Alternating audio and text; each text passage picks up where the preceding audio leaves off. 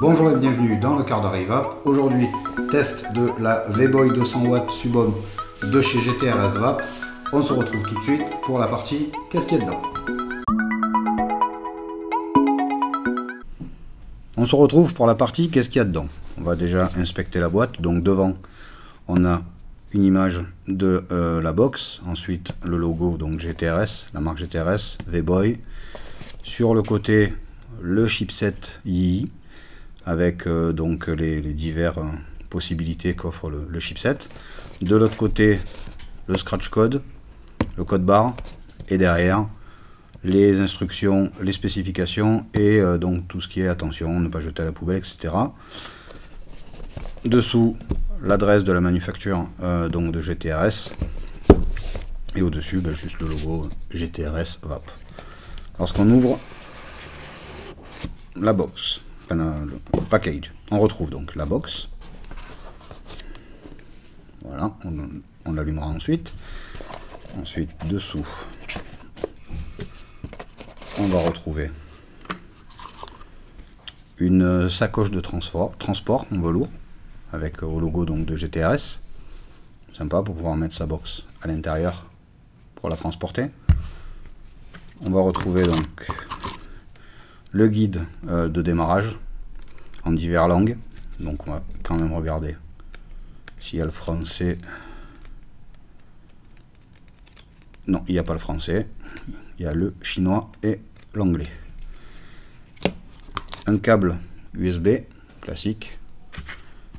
Une petite lingette GTRS en microfibre apparemment pour pouvoir... je ne sais pas si c'est de la microfibre, ça a l'air d'être un peu comme les lunettes. Pour pouvoir nettoyer l'écran de la GTRS, de la V-Boy. Le certificat d'authenticité et la carte de garantie. Voilà, c'est un package des plus complets pour une box. Je crois même que c'est le package, c'est même pas je crois, je suis sûr que c'est le package qui, à mon sens, est le plus complet, parce qu'on retrouve même la petite sacoche de transport qu'on ne retrouve pas chez d'autres fabricants sur d'autres modèles. Voilà, alors on va de suite inspecter la box. Devant, donc un écran couleur qu'on va voir en fonction tout à l'heure, le bouton Fire, ici au bas et le bouton de sélection, ici le pin 510 et dessous la trappe, voilà, qu'on va ouvrir afin de pouvoir mettre nos deux accus. Donc sur cette box, voilà, le port micro USB est ici. Ça va nous permettre de charger les accus, bien que je conseille toujours de les charger à part, mais aussi de pouvoir faire la mise à jour de la box. Donc on va tout de suite mettre les accus à l'intérieur. Alors ici on a le plus et le moins, donc le plus ici et ici le moins. On ferme, donc il faut d'abord appuyer et ensuite pousser. Voilà, donc là, alors attention, quand vous mettez les accus, elle ne s'allume pas, elle vous met juste le logo et ensuite elle est éteinte, donc 5 pressions, 1, 2, 3, 4, 5, là elle s'allume, donc regardez l'écran, voilà, et là elle est allumée. Donc on va essayer de faire un gros plan pour bien vous montrer. Ici tout en haut on va retrouver ohm, volt, puissance, donc là en watts parce que je suis sur des watts. Ici une jauge unique pour les deux accus, le mode dans lequel on vape, standard, on verra qu'il y en a plusieurs, des mémoires et la température. Donc lorsqu'on va appuyer ici, on va surligner une section, donc là les watts, et on va pouvoir descendre ou monter les watts par pas de 0,1, et si on reste appuyé, ça va monter beaucoup plus vite, voilà. Et pareil pour descendre. Ici, si on rappuie, on peut passer en joule. Si on rappuie encore, on passe en degrés, donc en contrôle de température. Et là, on revient sur des watts. Une fois qu'on a sélectionné, on appuie dessus et ça fait disparaître le sélecteur autour de l'élément désiré. Si on appuie directement sur la flèche du bas, ici, on va venir changer le mode. Donc, il y a standard pour une vape standard. Ensuite, il y a Powerful qui va nous permettre d'avoir une puissance un peu plus élevée au démarrage. Powerade, qui est encore une sélection, enfin un mode de vape de plus. Ici le mode SX, qui est un mode spécial AGTRS, et ensuite on repasse donc sur le standard ou bien le soft. En appuyant sur la flèche du haut ici, on vient changer mémoire, mémoire 2, mémoire 3, mémoire 4, mémoire 5, donc 5 mémoires, 5 possibilités de stockage de profil utilisateur. Si on appuie ici, 1, 2, 3, on vient la verrouiller. Donc quand elle est verrouillée, elle nous indique la date, l'heure, donc la date et l'heure. Si on refait 3, on revient, on la bloque, on la débloque, pardon. Et si je fais ici 1, 2, 3, 4, alors il faut le faire assez, voilà. Ici on a plusieurs modes. Donc on a Font Select, ça va nous permettre de changer la police. Donc il y a deux types de police, Font 1 et Font 2. Donc je vous montre de suite Font 1 ce que ça donne. Donc on sélectionne toujours ici, Exit, voilà, ça c'est la deuxième police qui est présente. Ensuite 1, 2, 3, 4, 5, 4 pardon. Si on descend, on a Adjust Temp qui est l'ajustement de la température, Adjust Unit pour les unités, Select Coil, ça va nous permettre de sélectionner le coil utilisé, donc NI80, Cantal, etc. Setting TCR, c'est pour le mode contrôle de température. Compensation de température, c'est justement pour compenser quand la température n'est pas assez élevée. Standby Time, c'est le temps pendant lequel l'écran va rester allumé. Time Set, pour mettre l'heure à jour. Wallpaper Select, vous en avez plusieurs. Voilà, vous avez celui-ci, vous avez celui-ci, celui-là. Donc vous en avez 10. Et vous pouvez les personnaliser en fait en renommant les fichiers directement de ceux existants par les fichiers que vous allez mettre à l'intérieur. Vous avez pas mal de tutos sur internet qui vont vous montrer comment le faire. Donc voilà, vous en avez plusieurs. Une fois que vous en avez sélectionné un, vous validez et c'est fait. Ensuite Brightness qui est donc la luminosité de l'écran et Exit pour sortir de ce menu. Donc si j'appuie, voilà. Donc là on voit bien que le fond d'écran a changé.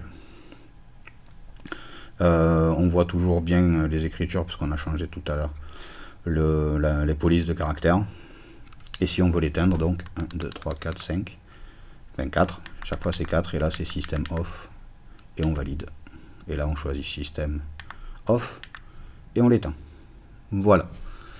Voilà ce qu'on pouvait vous montrer concernant ce que je pouvais vous montrer concernant donc le déballage de la V-Boy de chez GTRS. On se retrouve tout de suite pour la partie comment ça va.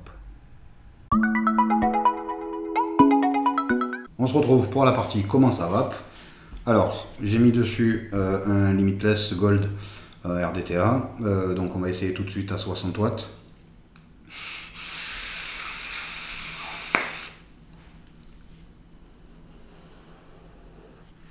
Une bonne production de vapeur et des saveurs, comment je qualifierais ça, que pour l'instant j'ai pas retrouvé vraiment sur une autre box. Des saveurs qui sont beaucoup très présentes, qui sont mises en avant et je pense que les chipsets y est pour beaucoup. Je vais quand même réessayer.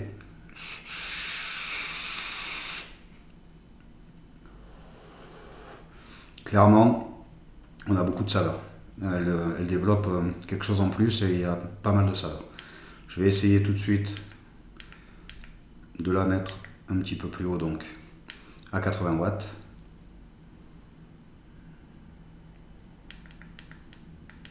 Voilà, 80 watts.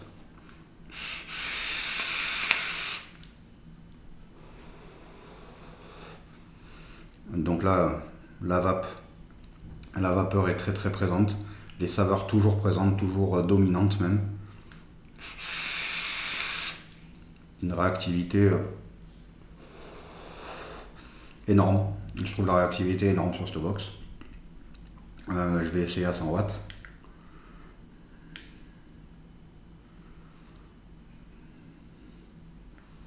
Voilà, 100 watts.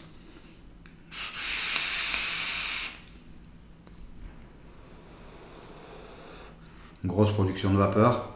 Des saveurs qui s'estompent un petit peu, mais qui restent quand même présente et une petite tendance à chauffer. Moi, je suis réglé sur le mode powerful de la box, donc je vais essayer de le passer en normal pour voir un petit peu ce que ça va nous donner.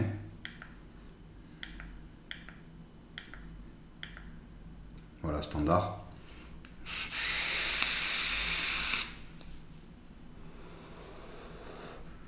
Disons que sur les hautes puissances, on va dire à 80 ou même là à 100 watts, il vaut mieux redescendre en mode normal. On n'a plus cette sensation de chauffe et les saveurs sont toujours bien présentes. 100 watts, c'est pas ma vape d'habitude, mais là 100 watts, j'arrive à vaper tranquille dessus. Donc une très bonne box. C'est de la box, très comment dire, c'est de la box de très bonne qualité. Voilà ce qu'on peut dire donc pour la rubrique comment ça vape. On se retrouve tout de suite pour la conclusion, et la conclusion c'est qu'est-ce qu'on en pense. On se retrouve donc pour la rubrique qu'est-ce qu'on en pense. Alors, avant d'attribuer donc les notes pour le packaging, la qualité de la vape et les fonctionnalités, je vais vous dire que avant de connaître cette box, je ne pensais pas qu'une box puisse autant contribuer à avoir une qualité de vape, disons des saveurs autant présentes. Je pensais qu'au niveau des box, bon, il y avait des histoires de puissance, mais je ne pensais pas qu'au niveau des arômes, au niveau des saveurs qu'on retrouve dans nos liquides, je ne pensais pas qu'elles puissent autant être mises en avant par une box. Bon, je me suis trompé. Donc, au niveau du packaging, maintenant on passe donc à vraiment la rubrique qu'est-ce qu'on en pense. C'était le petit clin d'œil, le petit extra. La rubrique qu'est-ce qu'on en pense au niveau du packaging. Le packaging est juste terrible. Vous l'avez vu, il y a la petite sacoche de transport, elle est très bien agencée. Donc le packaging, moi, c'est 5 logos IVAP, direct 5 logos IVAP. La qualité de la vape, au risque d'être un petit peu, d'exagérer peut-être un peu, mais je pense pas. Toutes les gens que je connaisse qui ont cette box en sont ravis. La qualité de la vape, c'est du 5 logos IVAP aussi. Et les fonctionnalités, de par le chipset qui est présent dedans, qui est le même chipset qui est utilisé sur la SX Mini que vous trouvez à 250 €, donc qui fait le prix de 2 GTRS. Au niveau des fonctionnalités, pareil, c'est un carton plein, donc pour moi cette box mérite aussi 5 logos IVAP, autant au niveau du packaging que de la qualité de la vape et que des fonctionnalités. C'est pour moi la box, voilà, c'est The Box. C'est tout ce qu'on pouvait dire sur la GTRS. Je vous dis à bientôt pour une prochaine revue, et en attendant, je vous dis